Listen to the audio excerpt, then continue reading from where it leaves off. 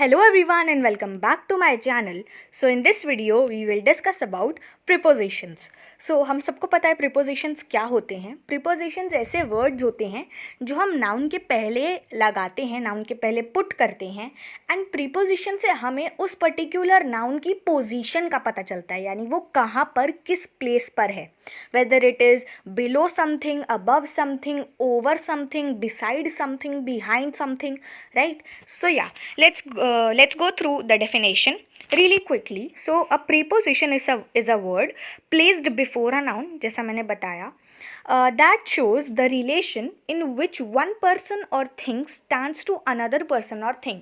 तो ये पोजीशन को बताते हैं एंड ये रिलेटिवली किसी पर्सन या किसी ऑब्जेक्ट के पोजीशन को बताते हैं to another object.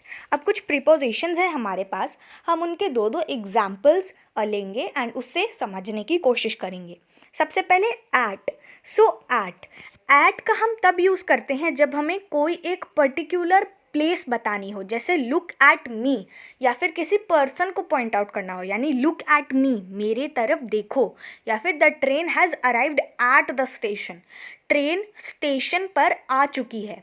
Then in, so he deals in silk, वो सिल्क में डीलिंग करता है. ही फेल्ड इन मैथ्स, वो मैथ्स में फेल हो गया. इनका हम यूज़ तब करते हैं जब हमें किसी चीज़ के बारे में बताना होता है या फिर किसी चीज़ के अंदर बताना होता है, जैसे the sweets are kept inside the box. ये मैंने अपने आप से एक एग्जांपल बताया. The sweets are kept inside the box, मिठाइयाँ डब्बे के अंदर रखी हैं. ऑन, सो ऑन का मतलब होता है हम ऑन का यूज़ तब करते हैं जब हमें किसी चीज़ के ऊपर कोई चीज़ पुट हो एंड हमें उसे पॉइंट आउट करना होता है, जैसे कि rely on your own effort, या फिर हम किसी पर्सन के ऊपर भी बात कर सकते हैं, जैसे rely on your own effort, अपने खुद के एफर्ट्स पर रिलाई करो. He is bent on doing mischief, right. तो ऐसे कुछ हो सकते हैं एग्जाम्पल्स. अगर मैं अपना एक एग्जाम्पल बताऊँ, so the bag is kept on the table, यानी कि टेबल पर बैग रखा है. टेबल पर यानी कि टेबल की सरफेस पर रखा है. नाउ टू का हम तब यूज़ करते हैं जब हमें एक रिलेशन बताना हो दो चीज़ों के बीच में, जैसे कि गो टू योर स्कूल, तुम अपने स्कूल जाओ. या फिर टू का हम तब भी यूज़ करते हैं जब हमें एक पाथ को भी शो करना होता है, जैसे I went to Delhi from Lucknow, मैं लखनऊ से दिल्ली गई. यहाँ पे एक वो दिया है example, that is I object to your proposal, और दूसरा है I go to school every day, मैं स्कूल हर दिन जाता हूँ.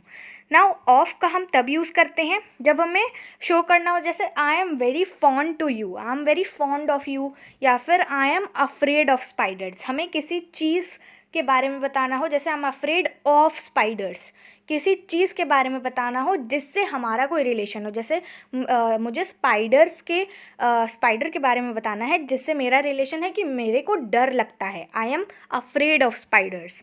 देन विद का यूज़ हम तब करते हैं जब हमें कोई दो चीज़ साथ में लेनी हो, right. So I can not write with this pen, मैं दो चीज़ें ले रही हूँ, राइटिंग जो कि एक वर्ब है एंड पेन जो कि एक नाउन है. मैं इस पेन से नहीं लिख सकती, I can not write with this pen. He is charged with theft. तो ऐसे कुछ एग्जाम्पल्स हो सकते हैं. अब जैसे मैं एक एग्जाम्पल बताऊँ तो विद का हो सकता है I took my pencil case with my school bag, मैंने अपना पेंसिल केस लिया अपने स्कूल बैग के साथ. तो हम जब साथ में कोई चीज़ बताते हैं तो हम विद का यूज़ करते हैं. फॉर हम तब यूज़ कर सकते हैं जैसे I feel bad for them, या फिर he is fit for the position, मेरे को उनके लिए बुरा लग रहा है. और दूसरे वाले का हो सकता है he is fit for the position, यानी कि वो उस पोजीशन के लिए परफेक्ट है या फिर वो उस पोजीशन के लिए फिट हो रहा है, राइट. सो या ये कुछ प्रेपोजिशंस हैं. Then over, he ruled over a vast empire. Over की हम बात तब करते हैं जैसे हमें किसी चीज़ के ऊपर कोई चीज़ को पॉइंट आउट करना होता है, जैसे he ruled over a vast empire, उसने बहुत बड़े एम्पायर के ऊपर रूल किया, ऊपर राज किया. उसके बाद है they quarrelled over a trifle matter, यानी उन्होंने एक ट्रिफल मैटर के ऊपर झगड़ा किया या लड़ाई किया। सो ओवर हम तब यूज़ करते हैं जब हमें किसी चीज़ के ऊपर रिलेशन शो करना होता है। अबाउट, सो अबाउट में यहाँ पे एग्जाम्पल दिया है, we inquired about her health, हमने उसके हेल्थ के बारे में इंक्वायरी की। Do not worry about your work, तुम अपने वर्क के लिए, अपने काम के लिए चिंता मत करो।